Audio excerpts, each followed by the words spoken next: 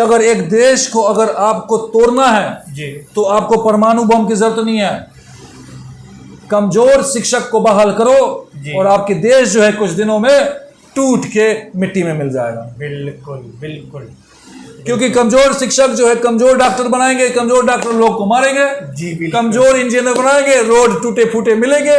जी समझ बात को। हाय एवरीवन, आप सभी का स्वागत है पुनः एक बार एक नए इंटरव्यू पर। मैं हूं मुन्ना और आप देखना शुरू कर चुके हैं मुन्नाज टॉक शो।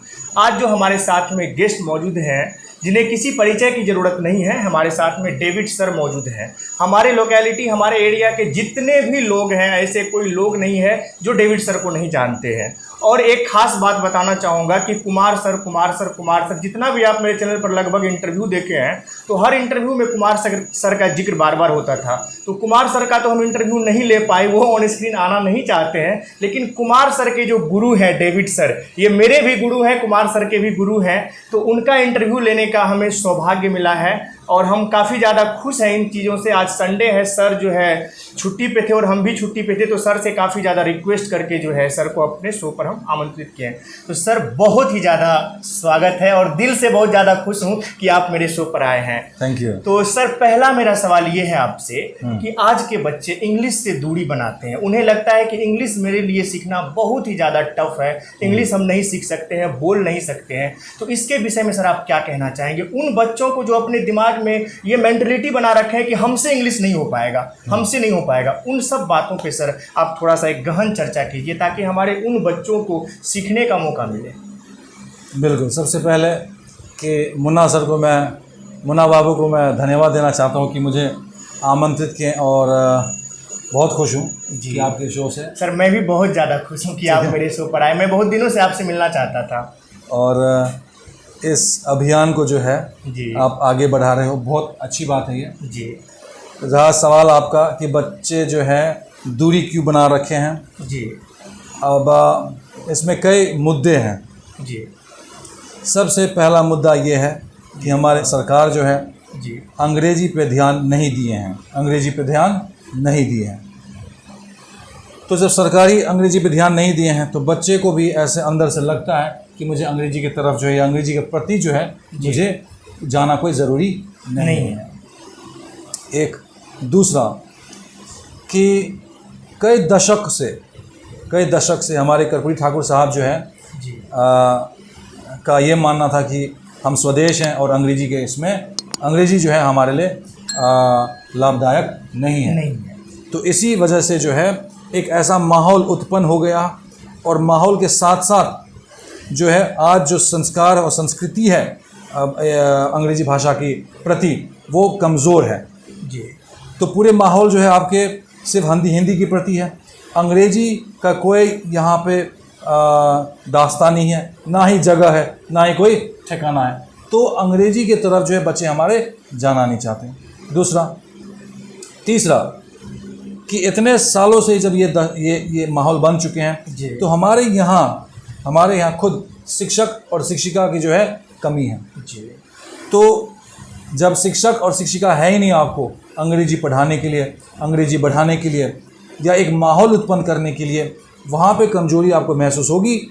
और साथ साथ हुआ क्या है कि शिक्षा के प्रति हमारे बिहार के बच्चों की जनसंख्या बढ़े हैं, उनमें रुचि जगी है, मगर ये रुचि जो है काफ़ी जो है हिंदी की तरफ जाते हैं और अंग्रेजी की तरफ कम जाते हैं। तो ये 3-4 मुद्दे हैं जिसकी वजह से अंग्रेजी के प्रति या अंग्रेजी की ओर हमारे बच्चे जो है जाना नहीं चाहते। बहुत अच्छा सर आपका जवाब था, मुझे बहुत अच्छा लगा। सर मेरा अगला प्रश्न ये है कि अभी के समय में आप बहुत सारी कंट्री भी भ्रमण कर चुके हैं और साथ ही साथ हमारे देश में तो कोई ऐसी जगह नहीं है कि जहां आप नहीं गए होंगे। तो सर हमें ये बताइए कि अभी के समय में एक स्टूडेंट के लिए, एक इंसान के लिए अंग्रेजी कितना इम्पोर्टेंट है और इंग्लिश के बिना वो जीवन में किन किन उपलब्धियों को हासिल नहीं कर सकता है, इसके बारे में सर हमें बताइए जरा। जी। अब मुन्ना बाबू आपको बता देता हूँ मैं जी कि अगर अंग्रेजी नहीं भी जानते हो तो कोई बेवकूफ़ी की बात नहीं है। जी। पहला। दूसरा कि अगर अंग्रेजी आप नहीं भी जानते हो तो ऐसा नहीं है कि आप उपलब्धि हासिल नहीं कर पाओगे, बिल्कुल नहीं है। तीसरा कि अगर आपको अंग्रेजी नहीं आती है तो आप जी नहीं पाओगे। ये एक भ्रम है, एक मन की एक बाधा है, ऐसा कुछ नहीं है। अगर आप शुद्ध हिंदी बोलते हो, आपकी भाषा मीठी है, आपकी वाणी सुनहरा है या मधुर है, तो आप निश्चित जो है बहुत अच्छा ज़िंदगी जी सकते। मगर जैसे हम हिंदी में कहते हैं सोने पे सुहागा, जी अंग्रेजी बिल्कुल वही चीज़ है। या अंग्रेजी में एक कहावत है, आइसिंग ऑन द केक। जी तो बाकी चीज़ तो आपके पास है ही, आपके पास टेक्निकल क्वालिफिकेशंस हैं, आपके पास सारे एनवायरनमेंट है, इंफ्रास्ट्रक्चर है एक कामयाब इंसान बनने के लिए। मगर साथ साथ अगर आपके पास अंग्रेजी है तो ये सोने पे सुहागा है। यानी कि ये आपके लिए एक प्लस पॉइंट है। बिल्कुल, सब कुछ होने के साथ अगर इंग्लिश है तो वो आपके लिए एक एक्स्ट्रा बेनिफिट का काम करेगा। जी एक और चीज़ मैं ऐड करना चाहता हूँ आपके लिए मुन्ना जी, जी कि एक्सपोनेंट्स हम पढ़े होंगे गणित में। जी जी बिल्कुल। एक्सपोनेंशियल्स हम पढ़े हैं। जी जी जी तो 2 गुना 2 और 2 एक टू द पावर 3, ये दोनों में फ़र्क है। जी जी जी तो अंग्रेजी एक्सपोनेंशियल चीज़ होती है। जी आपके छवि, आपके गति, आपके तस्वीर, आपके उपलब्धियां, आपके मौके, आपके ये सब और सब कुछ को क्या करते हैं, वो एक्सपोनेंशियली बढ़ा देते हैं। जी। ये है अंग्रेजी की खासियत। सर एक प्रश्न और है मेरे मन में कि जैसे मान के चलिए कि 2-3-4 पर्सनालिटी से अगर कोई आदमी मिलते हैं या किसी ओकेजन में, किसी फंक्शन में, किसी भी पार्टी में मिलते हैं, तो अगर कोई इंसान वहाँ पे शुद्ध हिंदी बोलते हैं, जबकि हमारी मातृभाषा हिंदी है, हमें हिंदी बोलने में कोई गुरेज नहीं होनी चाहिए, हिंदी हमारी मातृभाषा है। लेकिन अगर वहाँ पर कोई भी पर्सनालिटी, कोई भी लोग आके अगर 5 लाइन 10 लाइन इंग्लिश में बोल देते हैं तो सारे लोगों का इंटेंशन उसी पे चला जाता है। बाद बाकी इधर कितने भी हैं उसका कोई वैल्यू नहीं। तो ये सर थोड़ा सा ज़्यादा वेटेज जो है इंग्लिश को हर जगह जा रहा है, जबकि हमारी मातृभाषा हिंदी है। जी इसके विषय में सर आप क्या कहना इसके पीछे जो है मुन्ना बाबू, मैं एक छोटा सा कहानी जो है जी बिल्कुल बिल्कुल ठीक है। बिल्कुल। कहानी ऐसा है बाबू कि हमारे गांव में एक कुआं था। कुआं जानते होंगे आप? जी जी बिल्कुल। उस कुएं के अंदर जो है एक मेढक थी। जी वो मेढक जो है बेचारा वो बस वहीं रह गया, ठीक है, वहीं रह गया। बारिश की पानी आई और फिर ये पानी के जो तल है वो ऊपर आया, और फिर गर्मी आ गई और फिर वो पानी जो है नीचे चली गई, ठीक है, नीचे चला गया। एक वर्ष ऐसा हुआ, एक साल ऐसा हुआ कि बाढ़ आ गए, और बाढ़ के पानी के साथ साथ जो है नदी के जो मेढक है वो बहते हुए आ गया, कुएं में आ गया, और वो भूल से कुएं में घुस गया। ठीक है जी। तो कुएं की मेढक जो एक दूसरे को तो जानते हैं क्योंकि छोटा सा दुनिया है उनका जी, तो एक दूसरे को देखना शुरू कर दिया, बोला कि भाई ये कौन है। तो धीरे धीरे ऐसे हाँ देख रेख में या देखा देखी में उनसे पूछ लिया भाई आप कहाँ से हो? बोला मैं तो नदी का हूँ जी। तो कुएं की मेढक पूछा कि भाई देख ऐसा ये तो नदी का, हम तो देखे नहीं कभी, गए नहीं कभी। अच्छा ये बताओ कि नदी में पानी कितना है? अब मेरा काफी गहरा पहलू है, बिल्कुल समझो इसको। फिर एक मेढक जो है कुआं का क्या कर रहा, वो उछलना शुरू कर दिया, कूदा ऐसे, बोला भाई देखो इतना पानी। एक और कूदा, बोला इतना पानी। अब ये नदी वाले जो है चुप हो गया बेचारा, बाकी सब सोचना शुरू कर दिया कि भाई ये चुप क्यों हो गया। चुप इसलिए हुआ था मुन्ना बाबू जी कि नदी वाले मेढक जो है एक कुएं वाले मेढक को कैसे समझाएं जी कि नदी में कितना पानी है। सही बात है। तो जब भी कहीं जाते हैं और कोई ऐसा शख्स मिल जाता हमें जो शुद्ध हिंदी के साथ साथ 2-3 लाइनें जो है शुद्ध अंग्रेजी भी बोल देते हैं, तो सब उसके प्रति जो है या उसके तरफ जो आकर्षित हो जाते हैं। बस वही चीज़ है कि वो मेढक जब नदी से आता है या समुद्र से आते हैं, उनको पता है कि कितना पानी है वहाँ पे। जी जी बिल्कुल बिल्कुल। नहीं बहुत अच्छा सर, सटीक एग्जाम्पल था सर। मेरे प्रश्न समझ का आपको बिल्कुल मतलब क्या बोले कि ये क्रिस्टल क्लियर एग्जाम्पल था सर। सर मेरा अगला प्रश्न ये है कि आज के बच्चे जो बच्चे अभी ग्रो कर रहे हैं यानी कि स्टैंडर्ड 1, 2, 3, 4 में है, उनको क्या मैसेज देना चाहेंगे सर आज और एक प्रश्न मैं इसमें और ऐड करना चाहूँगा कि सर आज के बच्चे जब से कोविड आया है तो कोविड के दौरान एक प्रथा चली थी कि ऑनलाइन पढ़ाई की, तो ऑनलाइन पढ़ाई के चलते सारे पेरेंट्स बच्चे को न्यू फ़ोन दे दिए खरीद के। जो पेरेंट्स कैपेबल नहीं है वो भी कहीं ना कहीं से व्यवस्था करके कि मेरे बच्चे की पढ़ाई बाधित ना हो उसको फ़ोन दे दिए। अब तो कोविड चला गया, ऑफलाइन पढ़ाई स्टार्ट होगी, फिर भी बच्चे फ़ोन में इतना ज़्यादा इन्वॉल्व रहते, इतना ज़्यादा ये गेम वो गेम ये गेम वो गेम, और मम्मी को बोलते हैं ऑनलाइन पढ़ाई कर रहे हैं, ये कर रहे हैं वो कर रहे हैं। सर इस विषय में क्या कहना चाहेंगे आप, और पेरेंट्स के लिए भी कुछ मैसेज दीजिए और बच्चे के लिए भी। देखो जी, ऐसा है कि शिक्षा से बढ़कर कोई संपत्ति नहीं है। बिल्कुल। और हमारे हर पल, हमारी हर चेष्टा, हमारी हर प्रयास जो है शिक्षा या विवेक को बढ़ाने में हमें लग जाना चाहिए जी। तो अगर बच्चा पढ़ रहा है तो ये अच्छी बात है, मगर जहाँ तक मेरी समझ है, जहाँ तक मेरी अनुभव है, मुझे नहीं लगता कि बच्चा जो है 1 घंटा या 1.5 घंटा से ज़्यादा अगर फ़ोन में समय बिताएं तो वो पढ़ रहे हैं। बिल्कुल नहीं, बिल्कुल वही सर। ये एक ऐसा चीज़ है जिसमें आप 1 घंटा या 1.5 घंटा से ज़्यादा आप समय नहीं दे सकते हो पढ़ने के प्रति जी। तो इसमें हम करें क्या जी? सबसे पहला कि खेल कूद एक ऐसा हिस्सा है, ये एक ऐसा भाग है बच्चों की जो मिसिंग है सभी के बच्चों की लाइफ में। जी बिल्कुल। जैसे शेड्यूल एक टाइम टेबल हिसाब से बच्चे पढ़ते हैं, किताबें खोलते हैं, इसी तरह एक शेड्यूल्ड टाइम और टाइम टेबल होना चाहिए बच्चे को खेलने के लिए। जी। आइंस्टाइन से एक अभिभावक ने पूछा था कि आइंस्टाइन साहब बताइए कि मैं अगर अपना बच्चा को आपके जैसे अगर बनाना चाहता हूं तो क्या करूं, बताइए।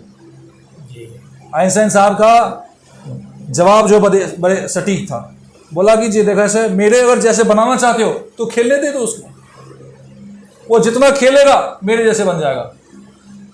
आपको याद होगा, हमने इतिहास पढ़े थे कि 7वीं 8वीं क्लास तक जो है आइंस्टाइन तो सीधा गणित नहीं कर सकता था। जी जी जी।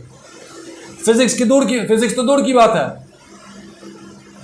मगर वही आइंस्टाइन है जो थियरी ऑफ रिलेटिविटी हमें दी है। जी बिल्कुल। तो जब वो शख्स कह सकते हैं कि खेल कूद एक बहुत महत्वपूर्ण हिस्सा है शिक्षा की, जी, तो हमारे गार्जियंस को भी ये दिमाग में घुस जाना चाहिए कि जैसे टाइम टेबल बनाते हैं पढ़ने के लिए, उसी तरह टाइम टेबल बनाना चाहिए खेलने के लिए। बिल्कुल जी, बिल्कुल। सर मेरा अगला प्रश्न ये है कि आजकल कोचिंग में, इंस्टीट्यूट में, स्कूल में, मैं अपने क्षेत्र की बात कर रहा हूँ जहाँ मैं रह रहा हूँ अभी जी, तो आप भी यहाँ पे रहे हैं, यहाँ पे आपकी भी शिक्षा दीक्षा हुई है जी। तो सर हर स्कूल में देखते हैं, हर कोचिंग्स में देखते हैं कि बच्चों को रट्टा मारने के लिए सिखाया जाता है सर। अब साइंस में कोई है डेफिनेशन, उसको याद करके कल आना है, सोशल याद करके आना है, ये याद करके आना है। सर ये याद करना बच्चे के लिए कहाँ तक सही है? हमें तो नहीं लगता है कि कहीं भी सही है, लेकिन आप अपना सर ओपिनियन हमें दीजिए कि इस पर हम कई लोगों से, जो हमसे वरिष्ठ लोग हैं, हम उनसे चर्चा कर चुके हैं कि कोई भी डेफिनेशन है याद लिखा दिया, उसको याद करके आना है। और सर एक बात और, यहाँ के स्कूलों को सर मैंने जहाँ तक पढ़ा है, समझा है, अगर बच्चे समझ गए हैं कोई चीज़ों को और अपनी भाषा में उसको लिखना चाहते हैं, अपनी भाषा में, तो उसको काट देते हैं, बोलते हैं कि नहीं मैंने तो ये नहीं लिखाया था, मैंने दूसरा लिखाया था, ये कौन सा लिखा, उसको काट देते हैं। सर ये मानसिकता मेरी समझ से तो बिल्कुल परे है, जरा आप इस पर थोड़ा सा प्रकाश डालिए। नहीं बिल्कुल, आपके विचार से, आपके बातों से मैं सहमत हूँ कि रट्टा ज़िंदगी एक बेकार ज़िंदगी है बच्चा के लिए, क्योंकि सृजना जो होती है बच्चा में वो मर जाता है जी। एक क्रिएटिविटी जो होती है बच्चा में वो मर जाता है। एक ऐसे ही शख्स था हार्वर्ड यूनिवर्सिटी के जी, और उससे पहले एक और चीज़ मैं बताना चाहता हूँ आइंस्टाइन के बारे में जी। बिल्कुल। तो आइंस्टाइन से अभिभावक ने पूछा था कि आइंस्टाइन साहब बताइए कि आपके विद्यार्थी जो है इतने स्मार्ट क्यों निकलते और पढ़ कैसे लेते हैं? आप तो बड़े अच्छे शिक्षक होंगे फिर जी। तो आइंस्टाइन साहब ने कहा, देखो जी ऐसा है, मैं कोई अच्छा शिक्षक नहीं हूँ, मैं सिर्फ एक ऐसा माहौल जो है उत्पन्न कर देता हूँ ताकि बच्चे पढ़े जी, बच्चे रुचि लेके पढ़े, लेके पढ़े, ये नहीं कि बोझ के साथ कि हमारी ड्यूटी बस बिल्कुल। दूसरा क्या था, कि एक प्रोफेसर साहब, तो उसे नाम भूल रहा हूँ मैं जी पर बहुत काफ़ी मशहूर हैं, सॉरी हार्वर्ड गार्डनर, हाँ जी, जी हार्वर्ड गार्डनर एक ऐसा शख्स है, सोशल साइंटिस्ट है, जिसने मल्टीपल इंटेलिजेंस थियोरी पे जो है उसने काम किया।